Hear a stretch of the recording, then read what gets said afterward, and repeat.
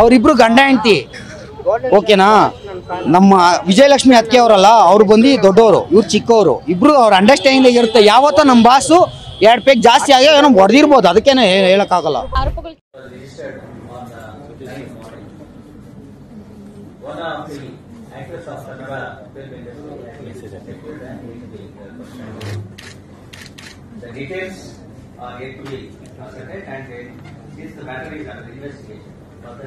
So who is the victim, sir? Any details? Victim is one person from Chitradurga. He is about 33 years old. His name is Venkatram. He is asserted to be the victim. Sir, all of them are detained or arrested, sir? They are being questioned. They are being questioned. Sir, how many have been detained till now in this case? They are being questioned. Sir, how is it? There have been more than 10%. And he has been murdered with a knife or what? Yes, sir. How is it? Further details are available.